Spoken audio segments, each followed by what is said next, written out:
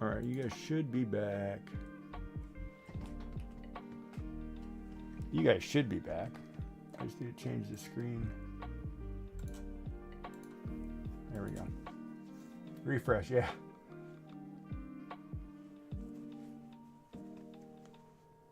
Yeah, you have to, yeah, it's hard. With digital art, it's really different because I'm a pen, oh, I should show you, like I'm a pen and ink guy or a pencil guy, right? So I do everything like pencil or pen work. So it's really difficult to get used to doing things in layers when you're used to doing, you know, things like, hold on, let me find a good picture. You know, like this, like, you know, I did a pen and ink for Inktober, and I did a scarecrow, right? So I did a whole Halloween scene. It's really hard to get used to when you do something in ink and then you're trying to go digital, that you want to do things in layers. So that way, if like the eyes should be their own layers, the mouth, the head, so you can move objects without having to redraw it. Like if I had to do this and I wanted to redraw it, you know, I wanted to move the scarecrow over, I'd have to redraw the whole image, right? And with the digital part of it, if you do it digitally and you remember to do things in pieces, you can remove everything. Like, so some of the others, where is it? You know, like we did this rhinoceros, right? I don't know if you guys can see that, a little bit light. Yeah, there we go. You know, and it's completely different. In my mind, it's a completely different process. You know, I did a peacock too, right? Which is very, you know, when you do a pen and ink drawing of something, it's a completely different process than doing it digitally, right? So it's hard because when you're in here and you're doing everything in layers, like I did this one in layers. Like say, for example, I want to get rid of, and this is where it's good, say I want to change the pattern on the bowl. Well, I can get rid of the pattern because I did the pattern separately. So say I want a plain bowl, or I want a pattern, or I don't want this bowl, I want to put a different object in, so I can get rid of that, put something else there. But you really have to get used to, you know, saying, okay, well, if I'm going to do everything, it's basically everything's in pieces, right? And it's hard. It's really hard because I've watched streamers who do this, and like each eye would be its own layer, each facial feature, especially if you're going to animate. Like if I was going to animate this in like say live 2D or, you know, some 3D program, and you're dealing with points, everything would have to be individual because you need the mouth to be able to move independently of the eyes, independently of the face. So each thing would have to be its own layer. Ears, each ear its own layer, and each one would move differently. So it's a different process, right? It's a completely different process on the way you construct it.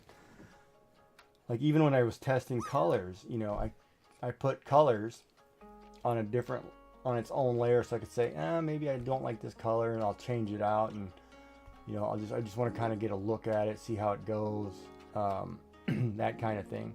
But it is different. It's a completely different process. And part of it, you know, it really is, the whole layer thing is about moving things.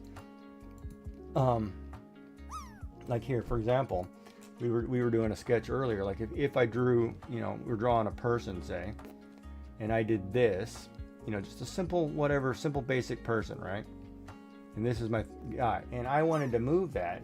Well, it's one layer, so the only thing I can do is either move the whole object, you know, you just pick up and move the whole object, or if I want to draw, like say I want to move an individual object, you'd have to go in and select just that object, you know, so you can move it.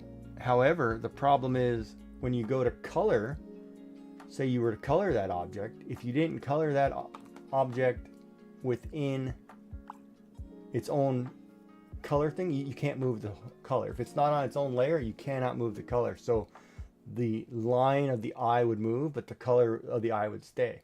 So it's really, in digital art, it's really, you know, learn how to layer the objects. And it's tough, and Hey, Ralden, you know, how you doing? Ronaldo. Ronaldo. Spelt that wrong, goat. Yeah. Hey, Joyful, welcome in. Oh, Laundry, hit a drop, yep. Wow, skipped off twice, yeah. Good. Alright, yeah. But yeah, so it's it's basically just, you know, layers. Learning how to do layers. And color schemes and whatever. But a lot of these too, like I do for like coloring books. We did I didn't show that, did we? We did that last year. And it may still come out. We did a coloring book, I think it was, who was it? Crafty Lady. We did a coloring book for, what's that? Men's Health for Movember. So we did a Gnomes for a coloring book. So I did I took the original Wizard of Oz scene, turned them into gnomes, you know, and it's a full-blown, you know, coloring page. I did it with, I did some, you know, Star Wars characters. These are for coloring, you know, where I took different helmets, noticeable helmets, and made a coloring page. So if you go from left to right, you have your speeder bike trooper, Boba Fett, Darth Vader, Rebel pilot, you know, Bosch, Princess Leia, Stormtrooper, Captain Rex, and Queen Amidala. I then took the Tea Party scene from Alice in Wonderland, based off the book cover, or based off the original book image, you know, and did that. And these should still come out, I think. I'm not 100% sure. We did like 20 gnomes on a page. And it's completely different, right? It's one of those, a lot of these I try to do, and I leave them so if somebody wants to color them, you know, color them, right? Because I always get mad when I look at a coloring book and say, oh, you know, I want to, like I remember trying to buy a Star Wars coloring book or something, and they had all the black lines done. It's like, well, wait a minute, I want to do the black lines myself. I want to do the shading. I don't want you to do them all for me. So you're just adding color. And I was like, that didn't do it for me. Other than that, I do a lot of emotes, a lot of animated emotes, a lot of regular ones. Like one of the ones on my channel is this chicken.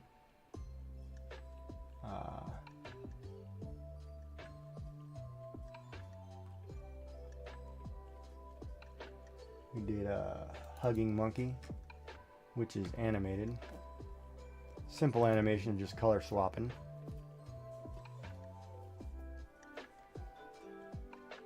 And it really depends too on some of the way you do it, or whether or not you're gonna oh, my birthday cake. Yeah, this one's cool. My hype cake. This one was fun. This was I made a cake that explodes. You know, hype. And that was fun to do. And I did it the old way, where I cut and moved the pieces and colors, and that was one of the first animations I did. Now if I redo it, it'd probably be easier. The yummy gnome, the parachute gnome? No, okay. No. Oh. Okay. All right, just let Supreme know you're there. Yeah. Yeah, another one. Oh, and then if Scuba Lou is here, last year she was doing neurographics, which really got me doing, for a while there, I started doing neurographic art based off of what she was doing. And that's where my lighthouse kind of looks that way. And I did art, neurographic style art, digitally, which is fun to do, relaxing. Took different objects. You know, you'll see different things in them. It's all, you know, but I took a variation of it, but the process is really good, right? Which is fun. But yeah.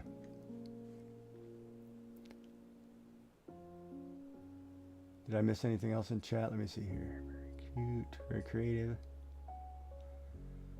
Yeah, the black is in any ink drawing. The same as, it's different too in watercolor and painting, right? Like if you're doing ink and watercolor, and here's a good, I guess I can show you too, because this is where it gets really interesting. I gotta keep going this way. Hold on, I gotta too many files open. Oh, it's not gonna let me do it. Let me close some of these.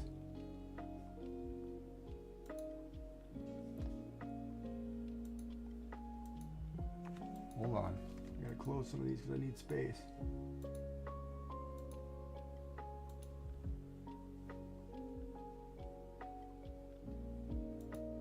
So here's a good thing, right? And this is a good point. And I'm going to use watercolor because that's the example. In watercolor, like say you do black, right? That's not watercolor, that's a round brush. Watercolor. Say you do this, right? You add this black, right? You cannot go back and put white in there, right? So when you do something and you put any color and you want to leave something white, you basically have to go around the white object and don't ever touch it. You know, you have to, if you want to leave something light, leave it light, right? And that's the hard part. And it's the same with ink. If you're doing a pen and ink drawing, once you put black on the page, you lost the white, you can't ever get it back. It's not like paint where you can paint white on top of, you know, art, right? It gets totally erased. So you have to be aware when you're doing anything that's like watercolor, pen and ink. It's a different process than say just put paint on it and cover it. Like if this was paint, you know, and I'm just putting thick paint on here, I can turn around and put white right over it. You can't do that with watercolor. Like if I put white over this, well, that's ink. If I try to do that with watercolor, I can't do it. I cannot put white over the dark and lighten it. It doesn't happen, right? And it's the same with pen. Master. Right. Master, we have a visitor. Maybe just rated 49. Welcome in, Raider. With 49 viewers. I got 2 different alerts going off right there. Welcome in, welcome in. Okay, let me go through this. Welcome in, Kohaku 4 Games, K Meow 17, Mama Katie Unicorn, Grilled Cheese Now, Lifted Little Life. Welcome in, welcome in. We're just discussing paint and ink and Positively Crafty with the check-in. Thank you for the check-in. Pixie Sands, welcome in. How's everybody? What were you up to? What were you guys doing tonight? Did it say, or did I miss it? Let me roll up and look. I probably missed it. It should have gave. Okay, there it is. Buzzing in High, maybe Crafty Queen Bistros, Creamy Greens, Cozy Games, Brick Building, and Crochet. From Pallia to Peak. Oh, you're playing Peak. Collab stream. Nice. Well, welcome in. Also a Mocha Loco, if I'm not mistaken. Am I correct? Is that a correct assumption? I can't remember. You're doing something for St. Jude, are you not? Yeah, St. Jude supporter. Yeah. Welcome in. Thank you for the alert. Thank you for the follows. Thank you for popping in. I appreciate it. But yeah, so when you're doing, you know, ink drawings or watercolor, it's a different process than doing just a standard paint or pencil, color pencil, you know, because color pencils, you know, great, right? I do everything in color pencils, you know. In markers can be sometimes scary at times, depending on how you use them, right? But we're working on, like this one, you know, that I'm working on.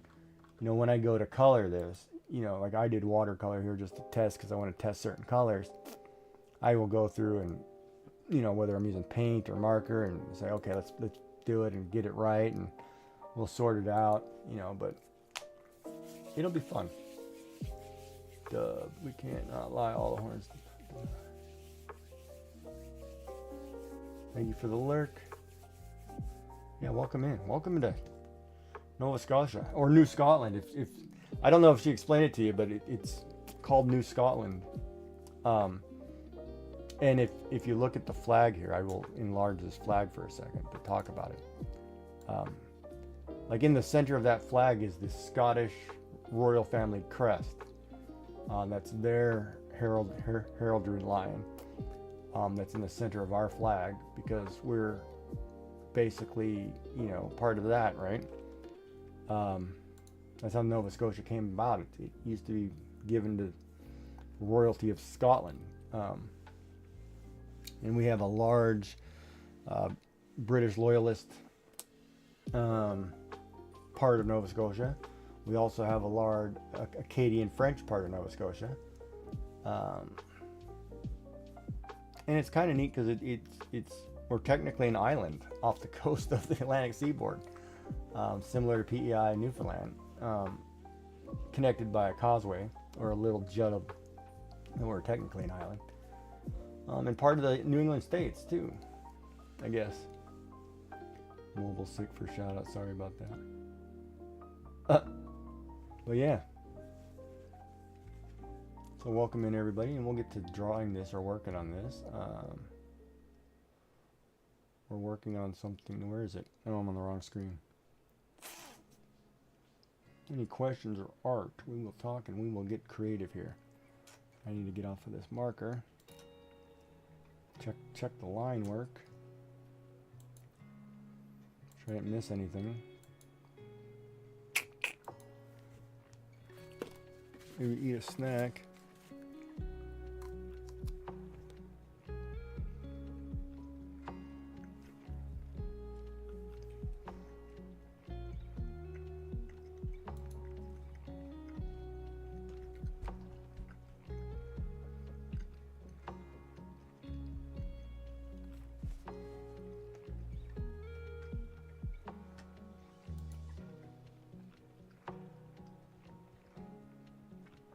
Welcome in. Oh my god, it's hot.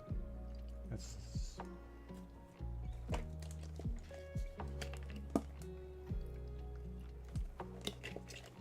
so then Quilted Hearts was working on you saw her stream. She had the Nova Scotian tartan down. She was working on a loom piece too, which I didn't know she 3D printed. That loom was a 3D printed loom, because I may have to print one of those. Those are actually kind of cool.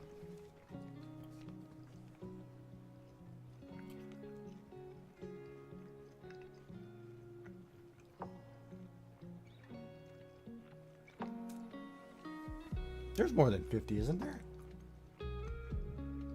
Well, I'm stopped 50, and there should be. I'm thinking there's more now because they're doubles. But yeah. So let me close some of these windows. We got too many.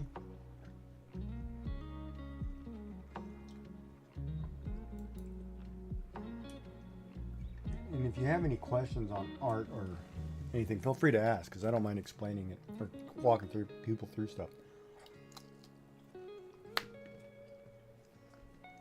The hardest part for this one is going to be figuring out a color combination I like.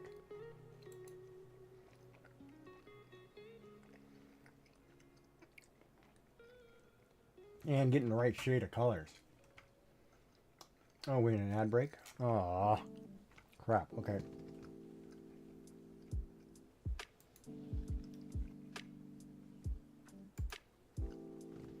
Just so you know.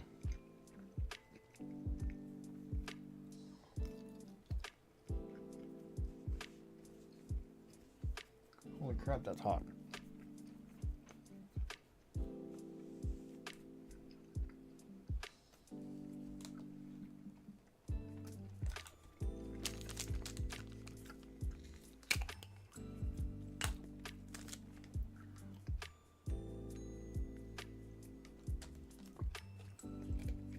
Yeah, they run every half an hour, too, if you can hear me.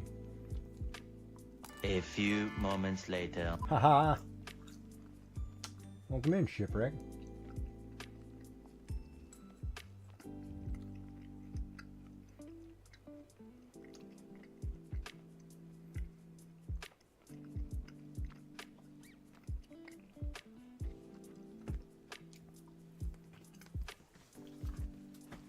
So Joy thinks I'm a toy, huh? Welcome in, Tina. How are you doing? Giger. Ha! Doesn't matter. Welcome in, Chips. Alright. I get called all kinds of things.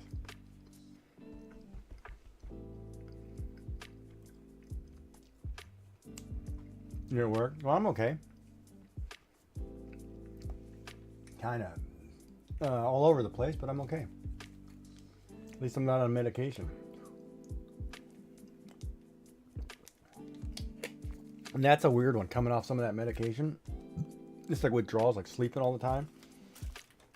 I've been sleeping like 15 hours a day. It's not fun. And you can't do anything about it. You're just sleeping. Like I remember the other day, I think I was talking to Joy too about it. I went to bed. I slept for 9 hours. I got up, had something to eat. You know, went back, basically up for an hour and a half, and I watched Scoobaloo and a couple other people in the morning. Went back to bed for another 5 hours. I was like, well, I went the whole day. And then got up and streamed. And I was only up for, whatever hour stream and then back to bed. It was terrible. But you really can't do anything about it, when you're coming off the medication. Trying to get healthy. Your body's basically chemotherapy and radiation is just plays hell on your body.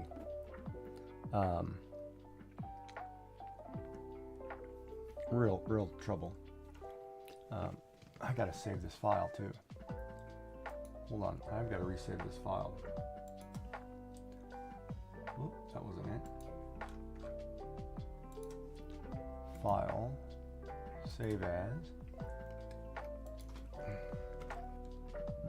draw, the color, coloring page.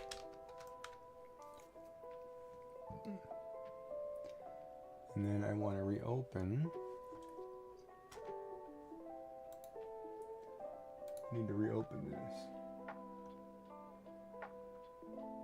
Where'd it go?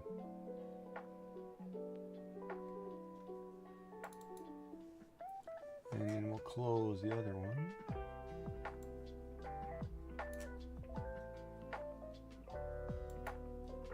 There. That way I'm actually drawing on one and save one as a coloring blank. Alright. So now the fun part of trying to figure out colors. Finding the right shade of colors. I wish it would be simpler. I really do. I wish digital art was a lot easier, but it's not.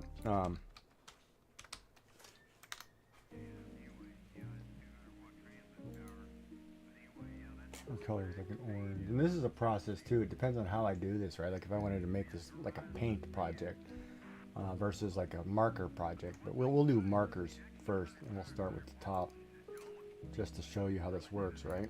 For those of you watching on YouTube, yeah, it'll be interesting for you. So we're gonna choose kind of a goldenrod color, and the cool part is, if you did your line work correctly. I could go in two ways. You can go in and select the objects that you want to color. And I'm just going to select these earpieces. And then you can go layer, new layer, color layer, or fill layer. Pick your color, and I can just fill. Why didn't that fill the rest of the color? Fill the rest of the colors. Why is it not letting me fill? Oh, I've got to select.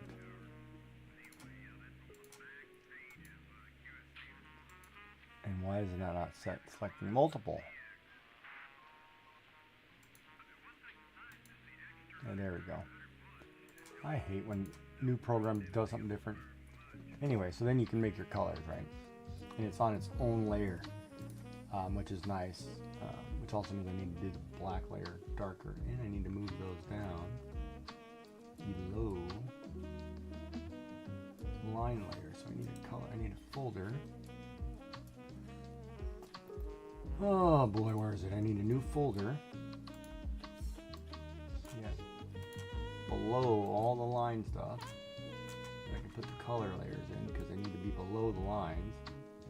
Once I move it below the lines, then you can see the lines. See, that's the other trick too with digital art. You have to, when you put things in place, they have to have a certain order to them when they stack. Otherwise, it won't work properly. So there's an example where if that color layer is above the line layer that it's using, it will get rid of the lines. You won't be able to see it. And it makes it hard that way. But now if I pick a new layer and say I want to lighten the color, we're going to stay in the same family though, and we're going to go Here, oh, not that light. That's gonna be more yellow. Hold on, we gotta go more yellow.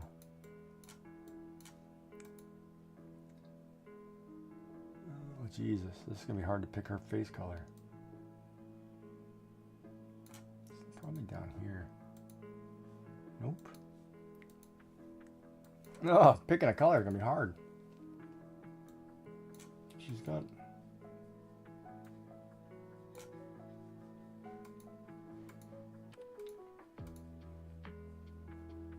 It's too yellow. Well, there we go. That's probably close, or better. And we'll leave it like that. But yeah, you want to do each layer on its own colors. There's multiple ways to do it. But yeah. God, I feel like I gotta figure out, because we're so quiet. Fountain pen. Ah, you bought a fountain pen. That's awesome. Are you gonna buy one? That's cool. Yeah, I like, you know, it's funny. I like watching the ads. I have, so I watch, when I watch people, I have Turbo. So I watch people on the Turbo account, and then I will watch sometimes on a different account because I want to see, like, I like watching my ads and see what it comes up, and it's so cool how it works. Like one of my accounts, it's basically all food. I get more McDonald's ads than anything. And the other one I get, you know, whatever else, technology, computer, whatever, gaming. So it's kind of interesting when you watch it. But I actually enjoy watching the ads because it's kind of a neat way of me seeing what's out there that, you know, I don't get out much. So because I feel like with COVID, you know, we were all locked away for so long, you never get to see anything. Yeah, I still think that's too yellow. It's got to go whiter.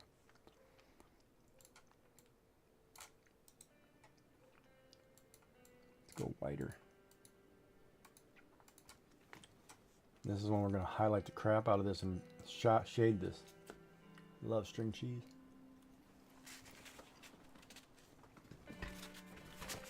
Lost a napkin. You get baby prime ads? What are you looking at, baby clothes? Planning on having more kids? Joy what?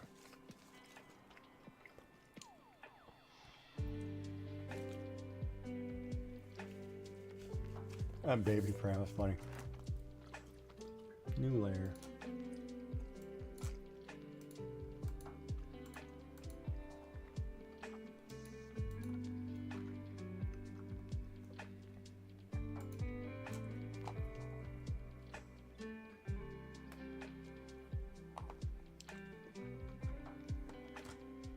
Baby stuff.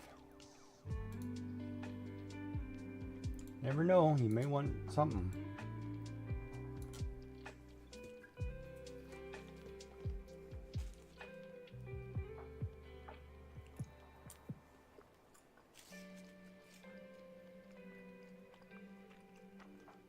Yeah, I love babies. They're fine until they ask for a car.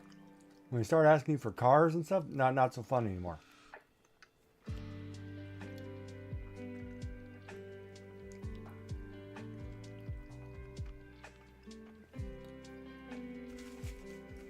Like, nope.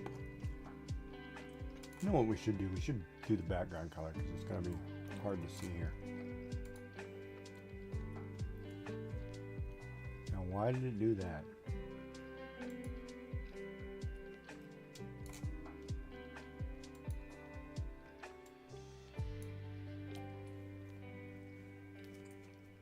Layer's not. That was weird. It kind of hung that layer up like it was color-wise, but we'll see. 6. Oh, you're staying busy.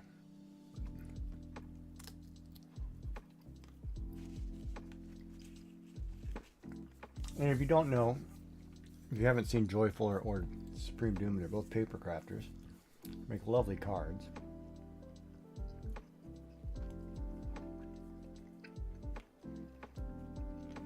And a good fun. I need a layer for the mouth.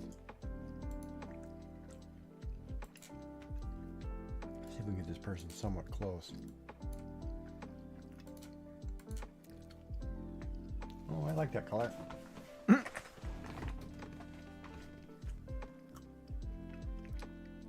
Oh, you do. You do. No, you do. I always give credit where credit's due. I enjoy watching paper crafters. Oh yeah, my wife did paper crafts. I should show off that stuff. Remind me one day. I'll get that box and show off what she used to do. Of course, she was an all-around crafter. She could do anything. Like, and I've got some unfinished projects of hers that I would like to finish, but like, I mean, she did me this toque, which I love and baby. And oh, I guess I should explain that story. If you don't know me, I used to be a treasurer for a registered charity in Canada, a historical society. So for the last 7 years before I got sick with cancer, my wife and I had created a craft cooperative, which we ran out of one of their old buildings to help raise money for the charity and keep the lights on, but at the same time, a way for crafters like all of y'all to get together and be able to sell their goods.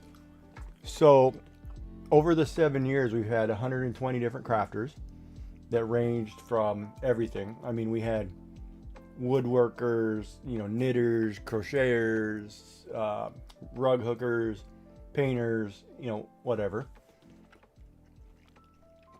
So we ran this shop for 7 years.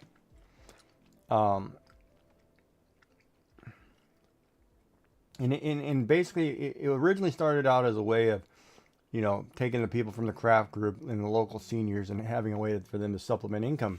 Because a lot of the seniors, as you know, they sit and craft and they get a collection of stuff and have nowhere to sell it. So it started out that way, and then it grew into, full-blown craft show. Of course, we were relatively cheap. You paid, and this is what's going to everybody, because it was a registered charity, so you paid $10 a month, and then 15% of sales. We didn't charge tax. That was all built into your price, because in Nova Scotia, if you're a crafter, if you're under $30,000 crafting, you don't have to claim HST or tax on it, because that law was in effect back when the war, to give women, stay-at-home people a chance to make money. So we created this craft cooperative, and I got to see all kinds of crafts, from cards, paper crafts, jewelry, metalworking, woodworking, beadworking, and there are tons of lovely artists and artisans.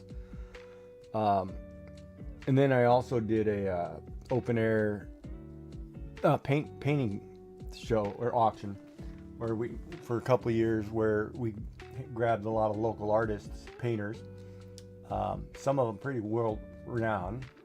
One of them used to do romance novel covers and still does. The other one is a well-known Canadian artist, and they would paint whatever subject matter I would create in front.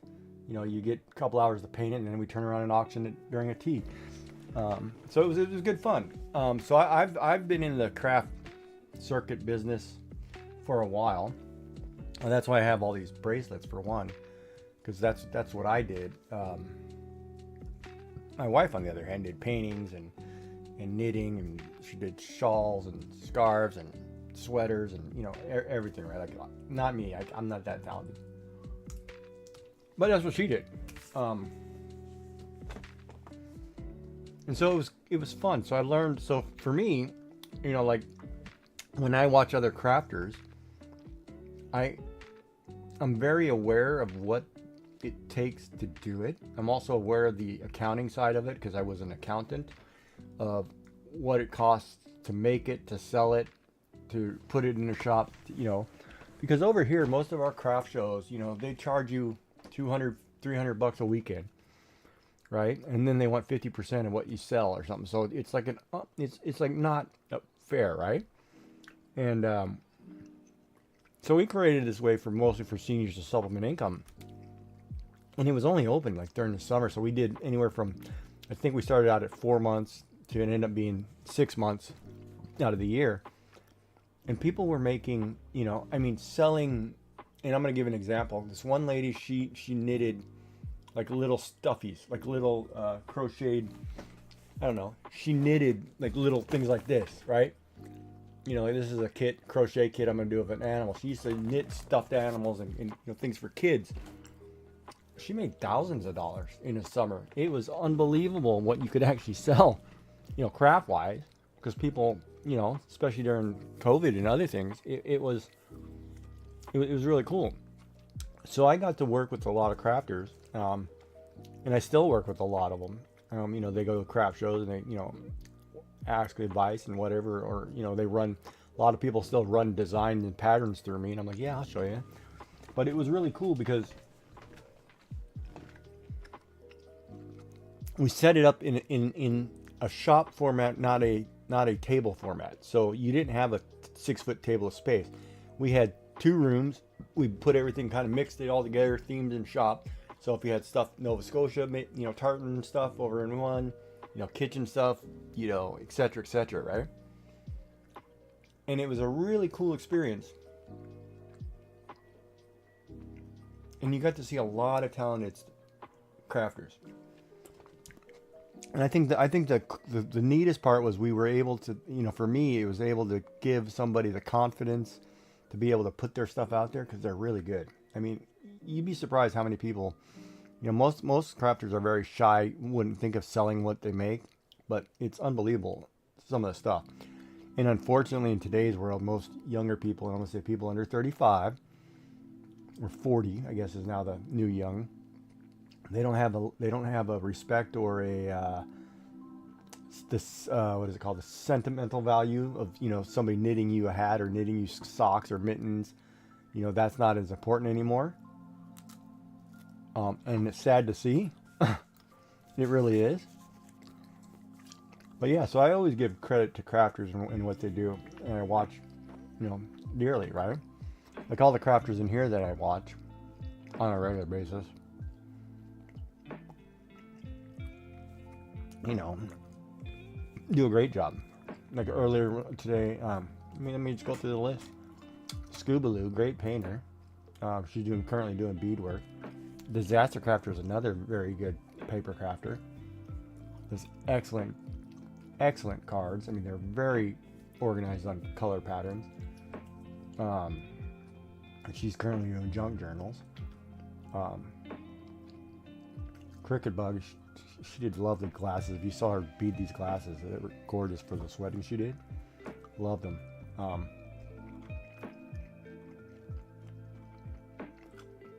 lot of people do diamond painting too, which is really cool. Oh, Candace does rug hooking. That's awesome.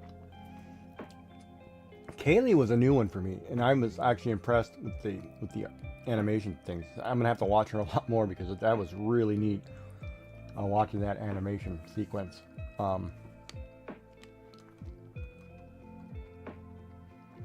Yeah, here it's not so much. It's kind of the opposite here, unfortunately. And it seems like here, for some reason, everybody's got this either the sense of entitlement or they want everything cheap. You know, like, and I always tell crafters, like, and I'm going to use a toque, for example. You can buy a toque in the store, and I'm going to say Walmart, $5, right? You're going to hand make a toque. Don't sell it for $5. You better sell it for 10 to 20. You handmade that. Don't worry about what is in Walmart. Kids are going to go buy in Walmart anyway, but when you buy a gift for somebody, it's a beautifully handmade toque, you know, it's worth it. I mean, down here in Shelburne last year, it was funny. Shelburne is a very big tourist area, right? It's got the oh my god, the African American, was it Book of Negroes? It's got a museum there for that. It's got a Scarlet Letter was filmed there. It's got a very old historic part of town. So it's a very heavy tourist place. They were selling wool socks for $100 or more a pair, right? Where we were, a couple hours up the road, you're not going to get a half of that. There's no way. It was, you know, the area is not doing it. I mean, just because, you know, 10 minutes down the road is Oak Island, you know, people coming to see Oak Island aren't going to pay $100 for socks. It's just not going to happen, right? Typically when they come, they go into Oak Island. You're coming to see Oak Island.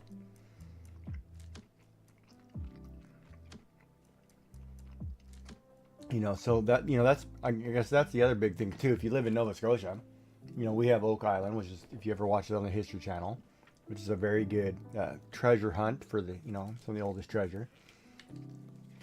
Some of the stuff they found is going to rewrite history on who came to North America first, kind of thing. But, you know, it's a very good place.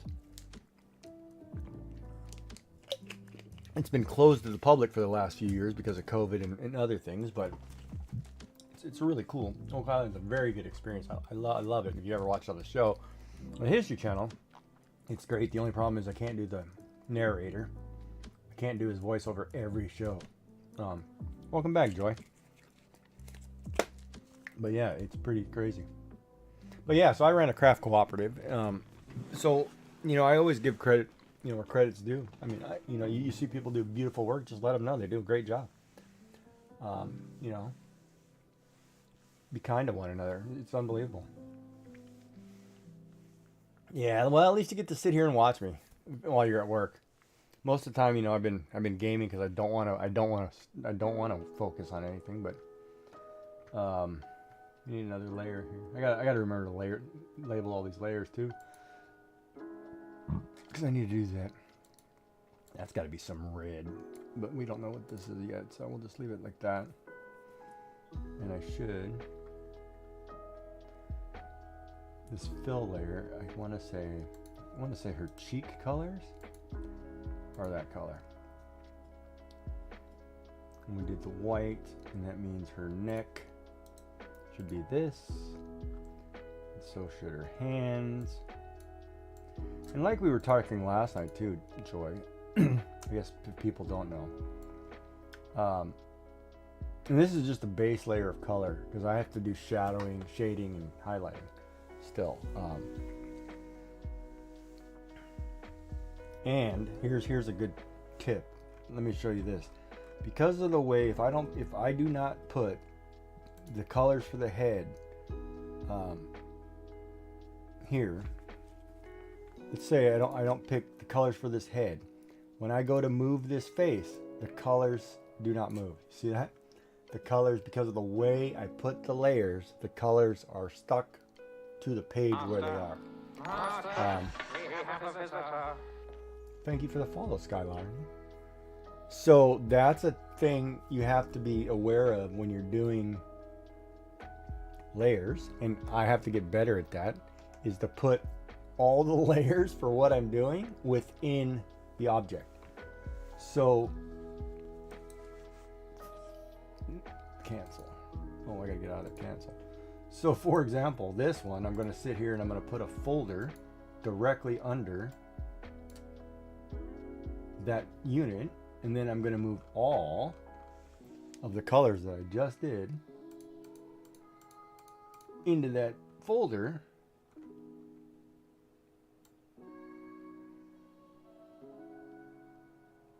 If I can find it. Come on. I think this will work. Hopefully I did this. Oh, it's the wrong folder. Where's the folder? No, let's put that folder under the head. Oh, those are all in that one.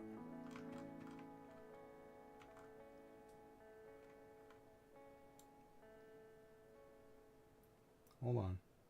Directly under the head. So now, if I go to the head, and I select the head and that folder, I should be able to move the whole object. No, it didn't work.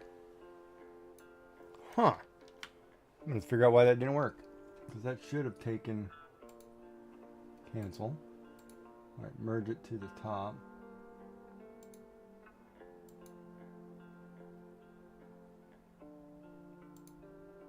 And maybe folder on. No, it's got to be folder underneath, right?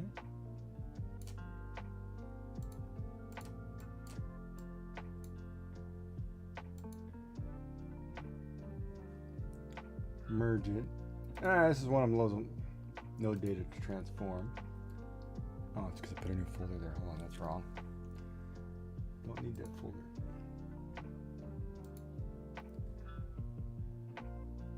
Where's the merge button? Can I not merge this to the one below it? Oh, here it is. Should now be linked to where I can move it. Oh. Alright, that's going to drive me nuts. I'm going to have to figure that out. Oh, thank you for the lurk. Going to bed. Yeah, this is where Europe's about to go to sleep. Some of you guys are getting late. North America's got to wake up. Huh. I'm going to have to figure out how to do that properly. Because it should have linked.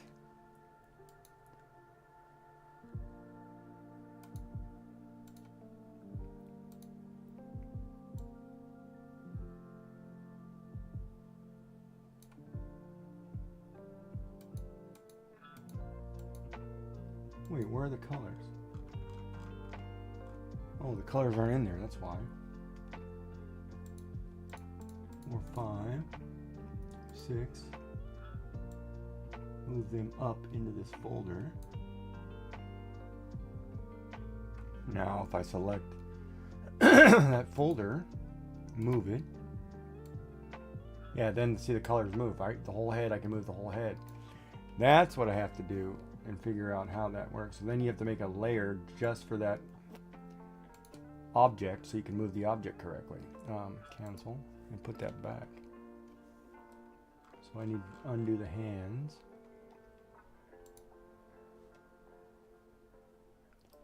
So we'll go back to unfill that. And I don't know how to do that. We'll figure it out. But yeah, so digital art, learning process. Drives me crazy. And of course I'm snacking on pepperoni and salami right now. Sorry about that if you guys are hungry.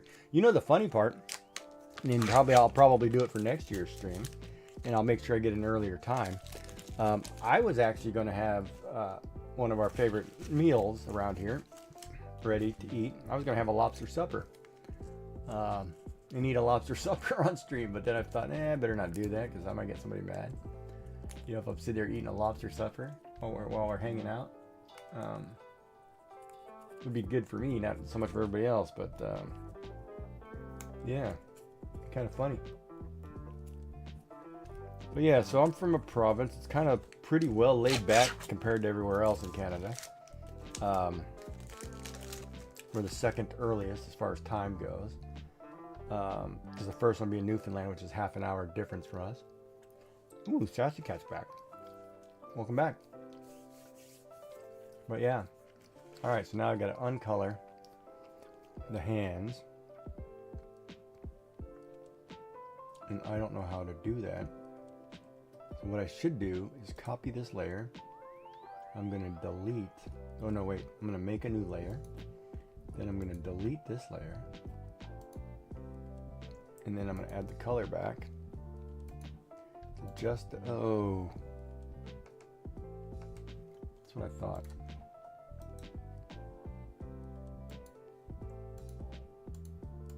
Let me do this first. Now I will delete that layer. There. Now the head is all attached to one color. Alright, Joy. Joy's at work. Thank you for being here too, by the way, Joy. Alright, so then we'll put the head in its own folder. All the colors attached to it. And now, if I select that folder and I move it, or if I hide that folder, I can get rid of just the head. We'll cancel. I can get rid of just this piece. Oh, you're not going to do it. Why are you not doing it now? You're going to move, but you're not going to let me. Oh, no, you're not going to let me do it. Why aren't you doing it? We just had it working. Why isn't it not working? Because the colors aren't in the folder. Oh, you scared the crap out of me.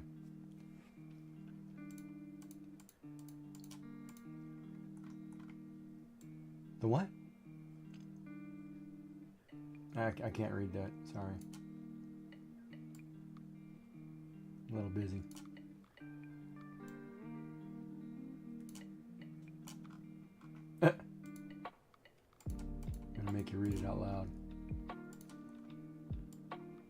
We're gonna get you there. All right, so that should be all the colors for the head. Now if I, yeah. So now that I have everything in, I can remove or keep. And so that's the part of the thing is, I guess with digital art, you really need to learn how to put things in folders and organize properly. And if you don't know how to organize properly, you should take a lesson from Joyful Designs. She's an excellent organizer. Excellent organizer. You see her craft space. I mean, my office looks like a bomb shelter or something. I've got to clean up and throw a bunch of stuff out. I feel bad. I really do. It's kind of funny. Welcome in, Celtic Glass. Hello.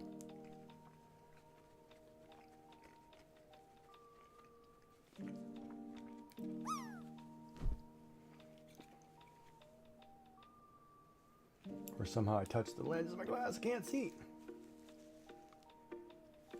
There we go. All right. So now that we've got the coloring down on the face.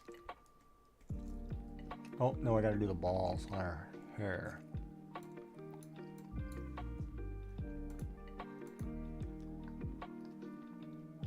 Was there a break? Oh, welcome back, everybody.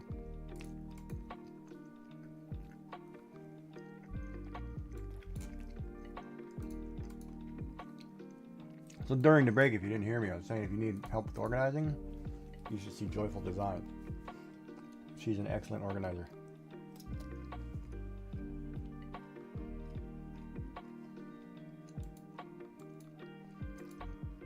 All right, I guess that's the way that's going to have to work.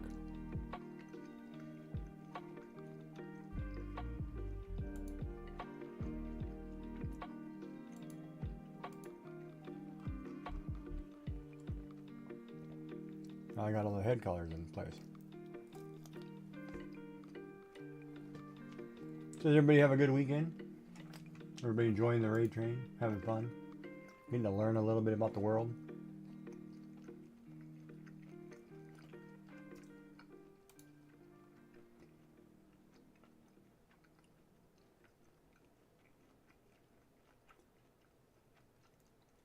Wait a minute, if I remember, Mass Bandit was doing the cross stitch, and then Originals was doing the book with the flags from Netherlands. Was that correct? That was correct for today? Yep. And that was such an interesting technique too of taking a book, pasting it, and keeping the glue. I don't want to say glue. I want to say hodgepodge, but I don't think, or Mod Podge or whatever, but I don't think that's correct either. Of whatever, and making the book solid, so it was like a, museum. Yeah, Mod Podge. It was like a museum piece. I mean, that was a great technique. That was lovely. I love the way that worked. Gave me all kinds of ideas. But I would have never thought of taking a book and doing that. Even though I'm the nut job with 3 degrees. I'd never do that to a book. It's kind of funny. My first degree, I have a bachelor of, I should go through them. I have a Bachelor of Arts in English. I was going to be a high school English teacher. But the politics with what you can and can't do with students and teach, I decided better. I'm not going to do that. So then I went back and got a commerce degree, bachelor's in accounting. And then I went back last few years back, because after COVID, I was like, I need something to do. So I went back and I got a computer science degree, computer science and business administration, which I was on the dean's list. So basically, I can program the accounting software that I'm using and use correct English doing it. It's kind of funny. So I have 3 degrees, and it's like I feel like going back and getting a master's and spending more time at university. I'm probably too old to do that, but.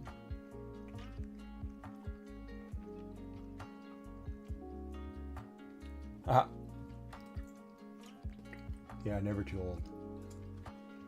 You've been enjoying the train, Lurk? Yeah, the train's been very good. A lot of interesting stuff. And I hope newcomers, get to come in and you get to, see a lot of good crafters. Like Sassy, you did painting yesterday, right? Did you paint yesterday? Yeah, you did painting.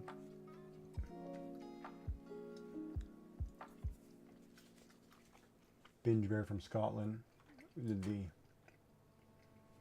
the wolf.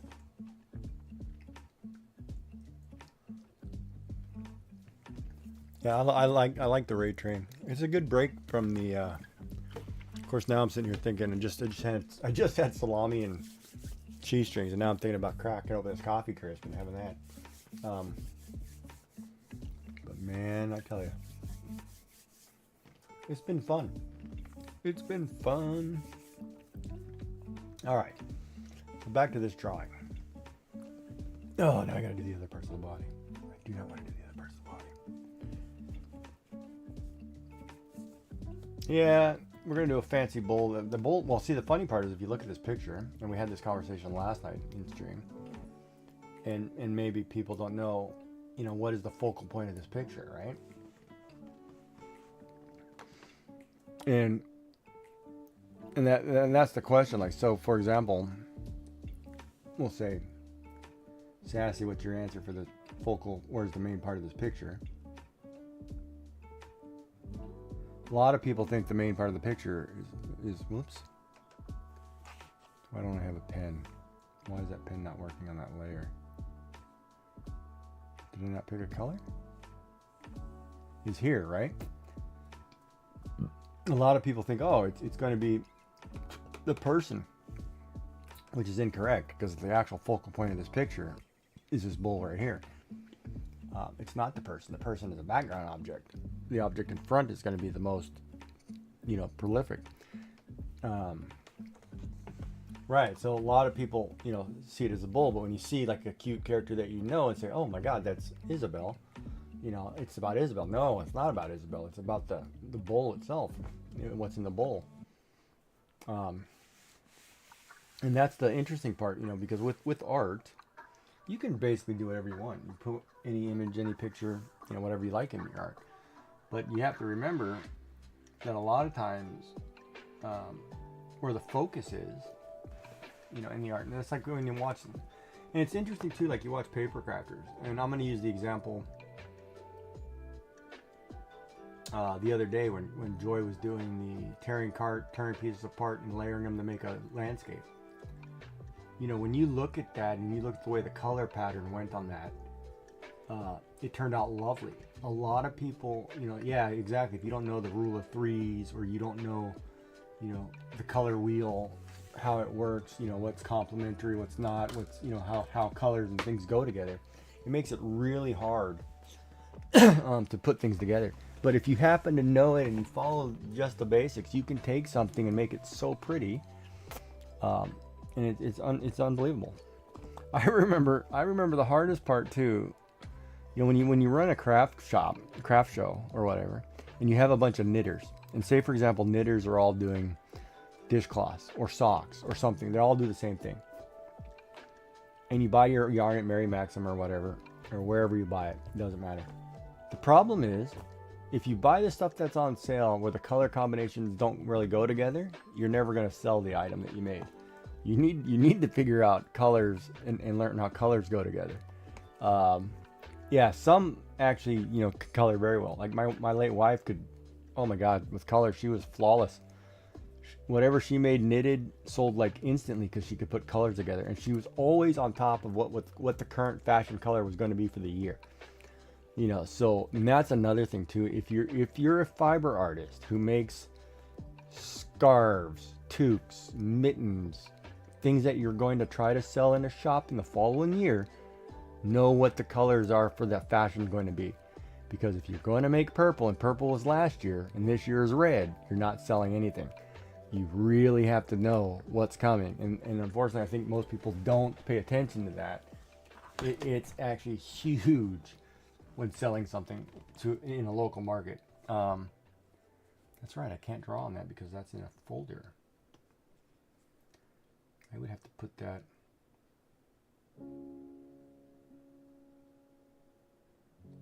here, I think, right? Yeah, can't draw on that. Nice. Practical Porch just redeemed. Hi, I am lurking. Thank you for the alert, Practical Porsche. Welcome in, welcome in. Love it. Lurking. Yeah, let's. Oh man, this ramen bowl is gonna be hard. All right, we can try doing the bowl, but I should do that last. It's gonna be hard. And like we were talking the other day, because I did color scheme of, where is it? This. Like I wanted to do pink on pink for this robe, right? And that's usually like one of the things I say don't ever do is put two pinks together, because it's really hard to go anywhere else. But then when you look at this picture and you look at a color wheel, you know, you look at a triangle. Do I have a triangle? Does this one do the triangle? Color mixing. Do I have a triangle? I gotta remember how these work. No. Like when you look at this color wheel, you know, if I'm down here in pink, you know, and you make your triangle, which then goes to yellow, then it goes to this baby blue. You know, I've already done that in this picture where the lady is in the yellow, she's wearing the pink, and the background is blue, and then those match. So then those become, you know, you get your 3-color combination that matches. So, and a lot of things too when you do digital art, and maybe people aren't aware of. Say for example, and let's just go up here. Say for example, I'm gonna pick this orange is my, okay, why are you not letting me draw on that layer? Oh, because it's off. Say for example, oh, let's do blue. Let's do a dark blue. Say you pick a blue, right? And you, oh man, I need a bigger brush. Sorry. And you do a blue or purpley blue, whatever this is, and you do this color, right? Actually, let me do it here. Let me do it where I can show you better. Hold on. Let's clear this. Say for example, you pick this blue, right? This is your shade. And this is where a lot of people get in trouble. When you have a box of color like do there, when you're picking a color like this, if you want to do shadow, you're going to go to the right and down and pick a color slightly darker that's going to be in the same color family, but your shadow color. And then if you're going to go and you're going to do a highlight, you're going to take your original color, go up and to the left, and you're going to get the lighter shade, which is going to be your highlight. So then you have your 3 colors when you do an object, that if the main color is here, if this is your main color here, then you have your shadow this color, and you have your highlights, you know, in the other. And then whatever object you're doing, your colors are all aligned. The problem is a lot of times when people do color wheels, and I've watched artists do it online, they change the color to get a little lighter shade, but then when doing that, you're actually in a different color palette. This is not the same color or highlight to that blue. You know, that's more for a baby blue. That would be more for this color. A huge difference if you try to highlight in the wrong thing, and then all of a sudden you get colors that don't they clash together. They don't blend and merge properly.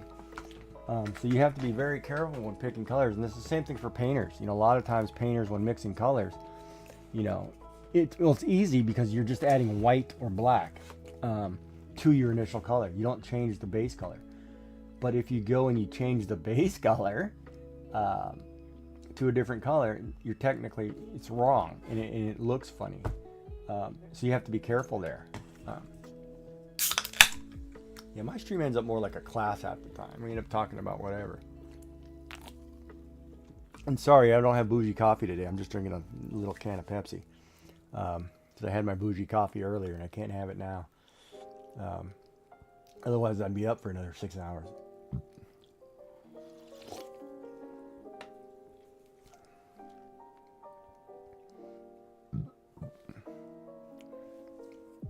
But it's kind of interesting because somebody asked me like why I wanted to learn crochet. You know, one reason I wanted to learn crochet is amigurumis, And the second is I want to make myself a cardigan, whatever the little squares are called, cardigan. You know, pockets, I mean, big old, you know, whatever, cardigan, jacket thing. Oh, yeah. With squares. It's What are all they coming called? What are together. the squares called? Granny squares. That's it. Morning, Elder Wolf. Welcome in. Yeah, granny squares. I want to make a granny square cardigan. And that would be really cool to learn how to do. Unfortunately, I don't know if I can do that.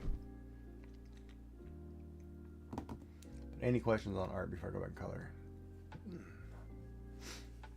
Elder Wolf. Hey, all right. So back to our drawing, which I lost here, which we're coloring. Yeah. What were we doing? Coloring. Oh yeah. So like here, for example, I'm gonna just shade her face. Let's shade her face. We do the same thing. Like I'm gonna add a highlight layer or a shadow layer. I'm gonna link it. I'm gonna get my marker smaller for one. Maybe about an 8. We're gonna pick a darker color, maybe a 10, and then you're gonna go in here and you're gonna, it's the wrong shade, and you're gonna, if I'm gonna darken shadow this cheek, you know, for example, that's the wrong color. Why is that so green? Did I pick a green?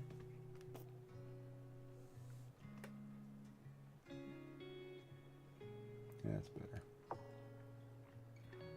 Too dark.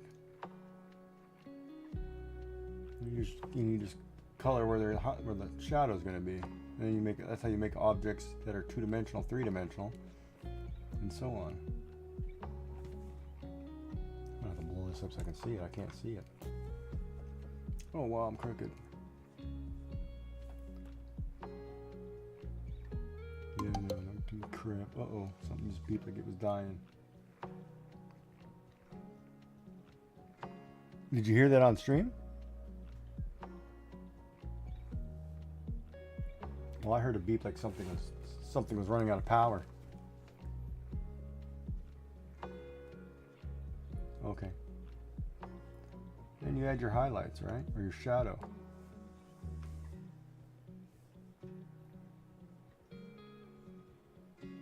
Oh, and that's the other thing too. You need to know what direction the light is coming. So if you can tell if the way I'm shading this, the light's coming from the left, not the right.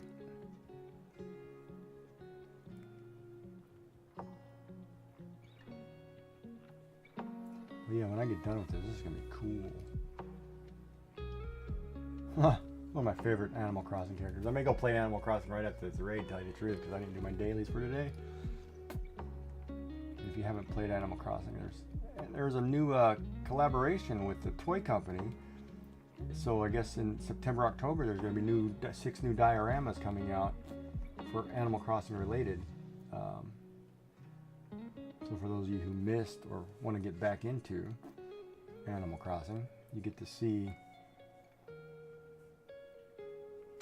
you know, these new Animal Crossing toys. Which makes me think that there's a game coming. There has to be a game coming for the Switch. I wouldn't, you know, one of their biggest IPs, I don't think I'd ever see not coming.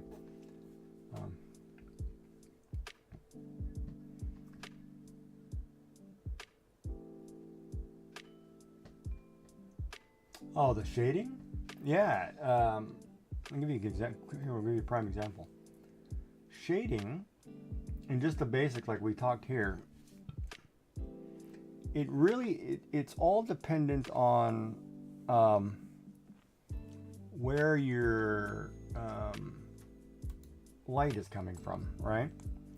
So for example, say for example, your light source comes, okay, pen, line work. Say your light's coming this direction, right? And you have an object, I don't know, say it's, say this is an apple, right? Here, right? That's a terrible place for that apple too, by the way. Hold on, let me just move the whole thing over a little bit. So I have enough room to draw. So say this is your object, right? And you have a light source coming in from the left and you have your apple. So when you go to shade your apple, your shadow then comes, for your object does this, right? You have your apple, you have a light coming in, it's casting a shadow below, so all of this is going to be dark. You know that this apple is going to be a brighter color. Say this is this red. I don't know, we'll do a red apple. Say it's a red apple. Then you do your shadow is darker.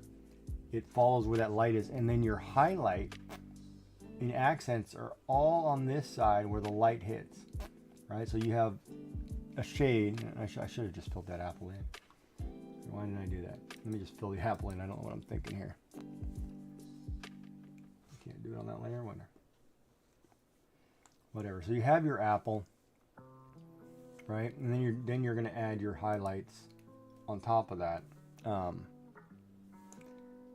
And they're all where the light hits. So anywhere where the light would hit this apple, is where you'd get a highlight. And so you kind of follow the lines, right? So basically you have an area that does this, right? Then you have a darker area down here that goes the other way, which all gets a darker highlight. And I can't do it because that line right there. And the shadow on the ground, which is all darker. And that's how you shade an object, right? So that's where Master, we have a visitor. oh, thank you for the check-in, Dr. Carr. Thank you for the follow. And that's where you learn to do the object, the shading and highlight. And a lot of times it's interesting too, because when I took art at the university level, and you go through basic art courses or you take any art course, a lot of times it's basically put a bowl of fruit down in front of you, take a lamp, put a lamp on it, try to draw what you see, because the lamp will hit the objects. You can see the lighter, you can see the darker, you can see the thing, and that's what it is, right? And yeah, art is basically just practice, whether digital or drawing. And I was talking earlier with Miscreates about it, because we both approach art a little different, the way we look at something. But no matter what the way we create our stickers or our emotes, they may differ slightly, but the beginning's all the same, right? Like the whole thing is you have to start with an object, a circle. So one of the things they teach you in art is just sit there and just try drawing a complete circle. Do hundreds of them on a piece of paper, and sooner or later that becomes natural to you, and you just do it. And then when you start learning, saying, okay, well now I want to do shading, then you take your pencil. There's different methods for shading, and I'm just going to show you the simple one. And it's called thatching, right? So this would be your level 1 shadow, right? Then if you're going to do your level 2 shadow, it's darker. You do all the same thing, a bunch of lines together, but then you take lines going the opposite way, right? And that's one shade darker than the first. Then you do it again. Well, I need it to go darker than that, so I want to do 3 levels. And this is called cross thatching, right? And you take your same marker and you do it again, and then you add a third direction over it, and now you have a level 3 shade where this shadow is darker, and each one gets bigger. You can do this on a piece of paper, grid your paper, go 0 to 10 and do whatever. So you learn really quick. Say I want to shade this, and this is really dark. Well, I'm going to put the lines in here, down here. I'm going to go the other way. I want that really dark. Keep going. Do another 4 directions, and then all of a sudden you have this really dark shadow underneath your object. Stippling. Stippling is brutal. Stippling is tough. So, and if you want to see somebody stippling, was it Show Me Arts who was doing the stippling? Yeah, it was Show Me Arts. He did a sailboat. Oh my God, it was, and the dog. That's right, he did him in stippling, and it was gorgeous. And stippling, if you don't know, for those who are new to that, is basically this. You're basically just sitting here putting dots on a piece of paper repetitively. And of course my pen's not working really well. and you just keep going over and over and over until you make your object or whatever. So like if I was drawing this apple, I would sit there, each color block would be just dots side by side. I would just sit there and dot that for hours. And that is one tough go. And I did that. I tried that on, I think this piece right here. I was doing Nami and I did 3 different ink techniques. Because I was doing the oh, that moved that. I don't want to move that layer. I did this, and I'm going to put a new layer up here just for giggles. So I did this, and I did 3 different techniques. I did this. Why is that not showing up in green? I did this, and I did, you know, this traditional method of doing a dark highlight, solid dark to make shape and shadow. Then I did the old, if you ever look at an old manuscript from the British, it's a lot of British works, like, you know, you saw the books on, it showed you birds of the Galapagos, you know, those old history books. They did this technique here, which is a line shadow to make the cloud, right? So I added that, and then I did down here, I started to do the stippling to give the shadow to the water, and it's tough. And I said, wait a minute, you know, that's not going to show up on an image when I go to 3D print that. So it was basically, you know, I started that process, and then I turned around and said, wait, you know, that's not going to work properly. So when I 3D printed it, you're not going to see all of the stippling down here because it becomes one kind of gray mesh.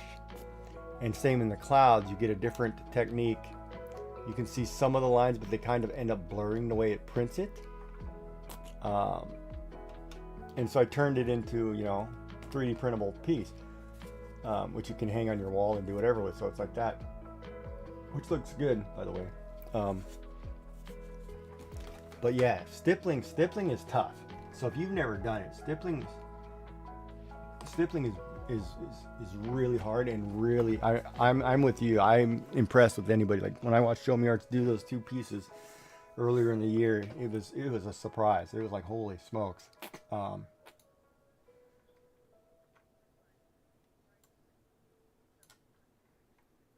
yeah, people yeah. No, people are very good. And you can do anything with art. Like I could sit here, and if I wanted to do this in a pencil, I could pencil highlight this whole image. But it just takes patience, right? Basically, it's sit down, be patient, practice over and over.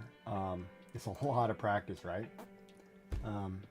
Oh, ad break. I had a funny feeling it should pop up. And it's good because it's the last one before we roll out over to Xylyria. Or is it Xylyria? Yeah, Xylyria, right? Yeah. Xylyria.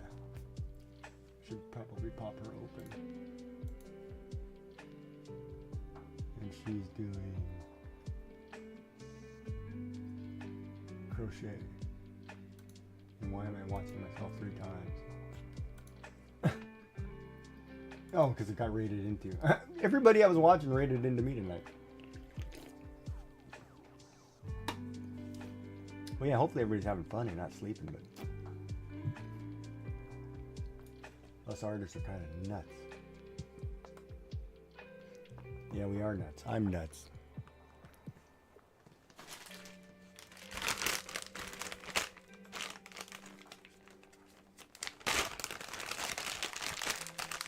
And I'm going to have my last 2 Twizzlers, which are the orange cream pop Twizzlers, which are freaking good. Those are good. Oh my god, they're like, oh, have you tried these? Have you seen the new ones? Have you seen the limited edition pink lemonade ones? Oh my, they're good. They're good. What do you mean starchy? They're not starchy.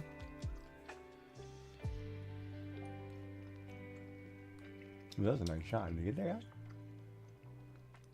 And then they're bad. You been enjoying the raid train? The raid train's been fun. And for those of you new to me, well, thank you for coming in and thank you for following. I appreciate that.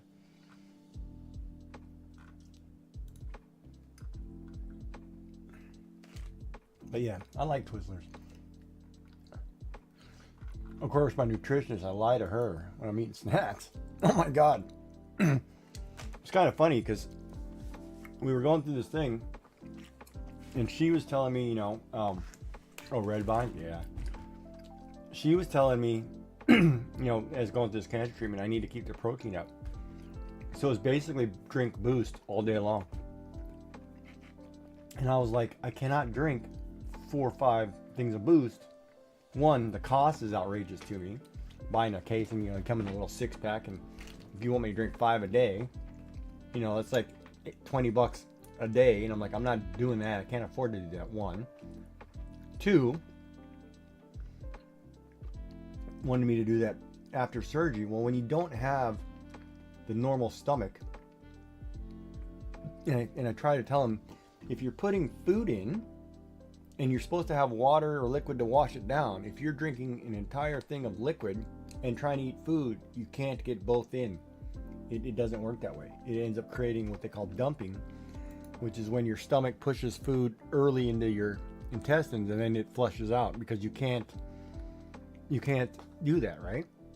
So it was hard to, like, I always tell her, it's like, you know, hey, I can't drink that much fluid. It's terrible. And the other thing too, dumping is also created from a lot of sugar. So I'm a type 2 diabetic. So I'm very aware of my sugar intake and things like that. And I don't eat a lot of carbs. You know, I don't eat a lot of breading at all. And I don't eat sugar. This is probably the only sugar I'll have. You know, every now and then I'll have a little bit, couple pieces, but that couple pieces of sugar, I'm having 20 grams of sugar, and that's all the sugar I have all day, right? So it's like, and I did that, and I'm a type 2 diabetic who's not on the pills, and I'm managing diabetes. I'm within the range good enough because of my body can do whatever. It's like, you know, I wasn't going to sit here and be on the pills for the rest of my life. You know, it was just like I wasn't doing it.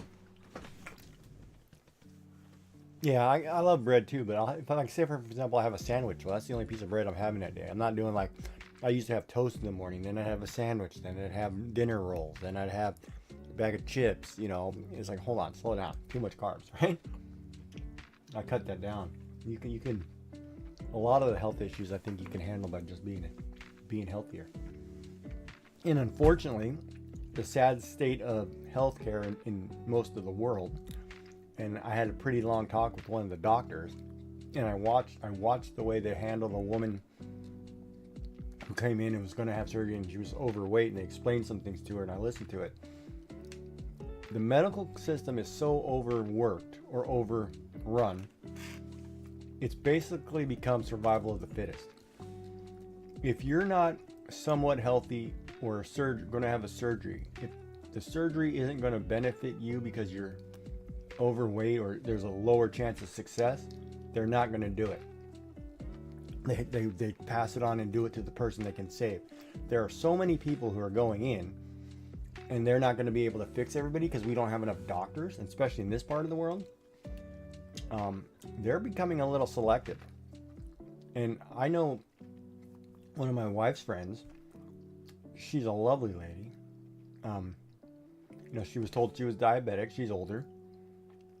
She's worked really hard to get her weight down because she's got to have a hip surgery. They basically, you know, well, you can't have this until you get to this level. It's getting really strict, and it's really hard. So I really feel for people who have things, but you know, you gotta start. Everybody has to start thinking, hey, I got to be a little healthier in life, you know. You know, because I went through the cancer thing, and I have a type of cancer that I shouldn't have for another 20 years. It's usually an old person's disease, is what they tell me, which I happen to get. But I also live in a place where they put out on the news, you know, 5-6 years ago, that 1 in every 2 people in this province is going to have cancer in their lifetime of some type. And that being true, in my household, both I had 2 of the 4 adults already have cancer. And I lost my wife to cancer, so a few years ago. So, and it's really weird too. We had different types of cancer, but both husband and wife have cancer. And it's like, well, that's a terrible statistic, right? So you look at it, and I go through the cancer process. I've already been to the end of it. I already know what palliative care does. I already know when everything fails, because my wife's cancer, she had an ovarian cyst that ruptured. And basically it became 6-week race between that and cancer.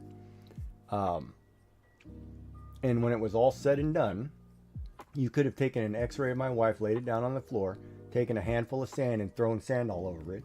And anywhere the sand landed, she had cancer. It was the most aggressive, crazy, whatever thing.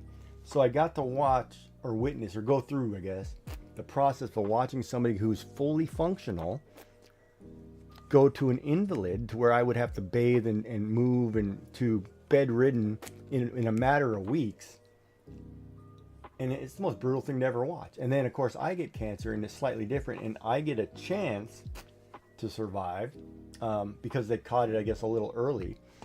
But it's the craziest thing to watch. And then when I go to the chemo treatments and therapy, most of them are seniors. But most heartbreaking thing for me is children. I cannot watch a child come in for radiation or chemotherapy, because no child should ever have to go through some of the stuff I had to go through.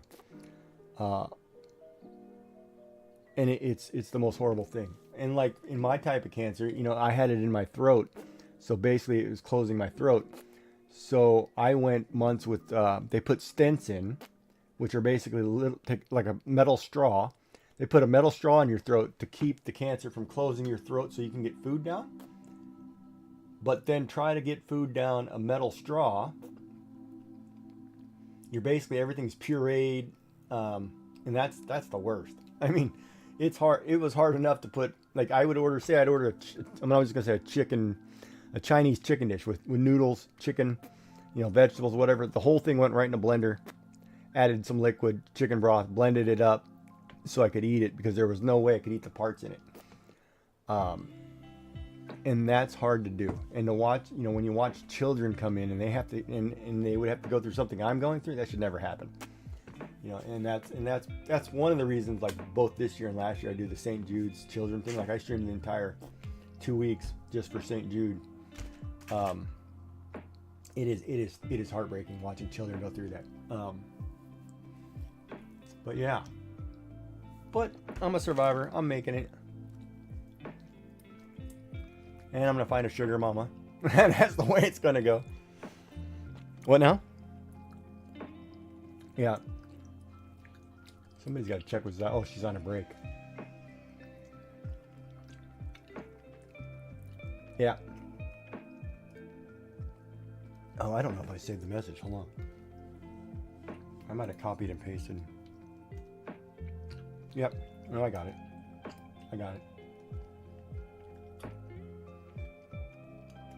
So, for those of you who are going to go here in a bit, here's the raid thing. Oh, did we ever look up the word training? Now that my English side of the brain kicked in.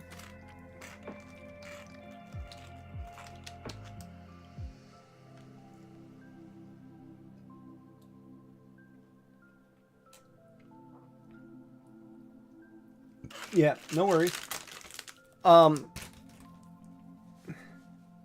Yeah, no, see, I was correct. It isn't what...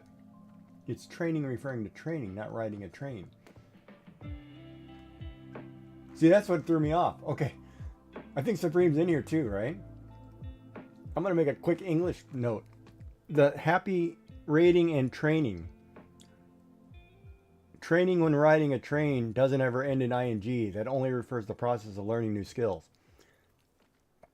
So when I see that in my head, I know what it's supposed to mean or what it's supposed to do, but technically, English-wise, it's incorrect. Just an FYI. That's where the English degree kicks in and says, "Wait a minute." Oh, just saying. But I know what it means. I know what it is, and it's fine. But it just, from the, if I was going to be technically English correct, I was like, wait a minute, something's off. Well, the next time I pop into your stream, Supreme, you can explain it. No, nothing negative there. I'm perfectly okay with it. I'm just saying. My English degree kicked in and said, wait a minute, something's not right. My head.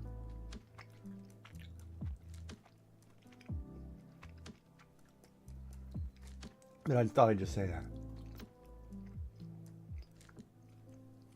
Oh, and after we raid, for those who are watching me, I will be back. I will set up a stream again and go back and work on some stuff. I think I got to go back into Animal Crossing and do my daily real quick. But it was turnip day, and I didn't buy any turnips this morning, so there won't be an event. I didn't miss any events. I like her BBR back screen though, with the bear. I'm watching her stream right now too as we're talking. Oh, it's terrible. I remember I was helping my stepson through high school, and the teacher was teaching math and couldn't teach the math she was showing. And so I had to, there was something wrong and he was getting in trouble for something. I was like, no, that's actually correct. So I went and had a conversation with her. Oh my God, it was terrible. I was like, she couldn't even do the math. She couldn't do the algebra. And I was like, why are you teaching algebra if you can't do it?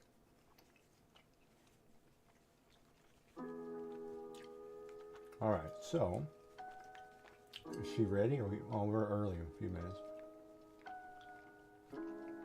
7 minutes. We'll go in a couple minutes. Oh, she's doing an amigurumi. What is she doing? I love the new eyes on some of these amigurumis. The guy was watching Clem the other day, and I guess you could put eyes in that have like they screw in, so they won't come out. But I love some of the new eyes that they make for these amigurumis and stuff, and the different colors and shapes, and they're getting better. They're better than those wiggly ones with the squiggly eyes or whatever. Oh, that's gonna be cute.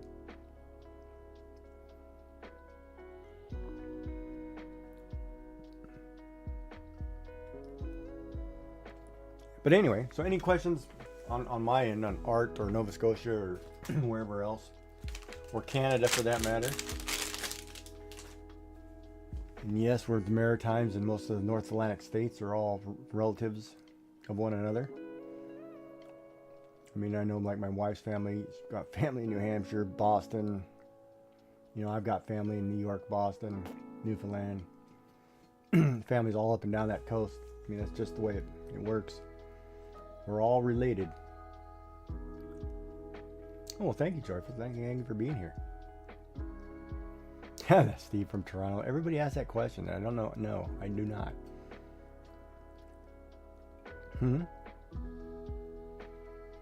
No, I don't know Steve from Toronto. The only Steve I know, well, I don't know. Actually, I don't know any actual Steves in Toronto.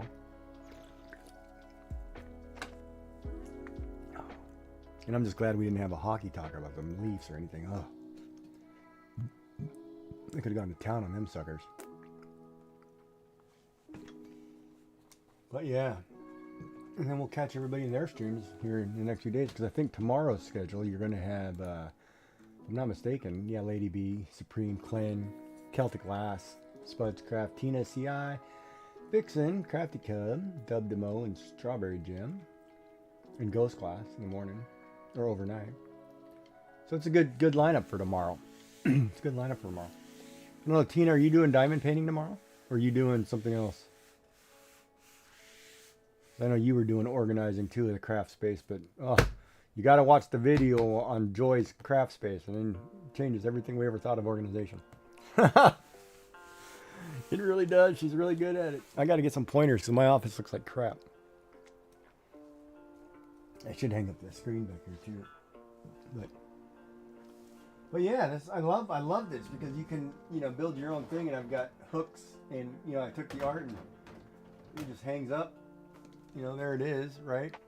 So you can hang a piece that's printed. And yeah, once I get these all working and printed properly, you know, I'll put them out and give them away for what do you call it? Rewards and channel points, and maybe even sell a few. And there's a big picture that I've never finished, and this was my attempt at painting. I never showed you, but I was going to attempt to paint. My wife is a painter. She challenged me to do a picture, and I never did it. I never finished it, but I started drawing this gigantic canvas, lighthouse in a boat, which one day I will sit and finish painting this. But it reminds me that I haven't done it, and I've got to do it. One day I'll have a painting stream, but yeah, it's gonna be fun. Oh, doing diamond painting. Oh, diamond painting is great. That's great, relaxing, good time for talks and chats, and I love watching diamond painting.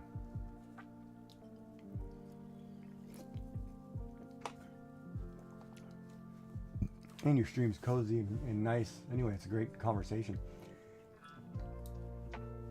And that's, I guess, an interesting one too, because I should have done a poll. Like, a lot of people, how many people are more for the cozy streams where you get to actually communicate with the streamer versus being in the large stream where it's basically they're putting on a show and you kind of just going along. You know, that's basically the two different types, and I think I'm more inclined to the cozy hangout. Let's just talk and have a conversation. You know, that's me, kind of laid back in a way, but okay, sounds good. I got to do a raid call here in a second too, huh? Where's that window? That means I need to go back over here in the dashboard. And then we have to do, we already posted the raid message, did I not? Just in case you don't have it, we'll put it again. You like cozy? Joyful likes cozy. Nice, I like cozy too.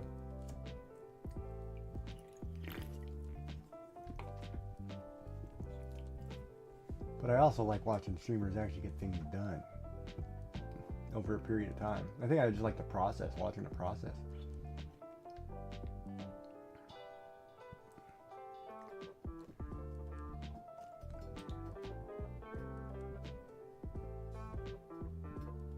So is she ready or is she what? What are you doing here? Yeah. Yep, that was my sugar for the day, because now I can't have this coffee, Chris. I'm gonna have to have it for breakfast. Or over the midnight stream here. How much sugar's in that? Oh, that's not bad. But the problem is the carbs and the sugar. Most people don't realize that the carbs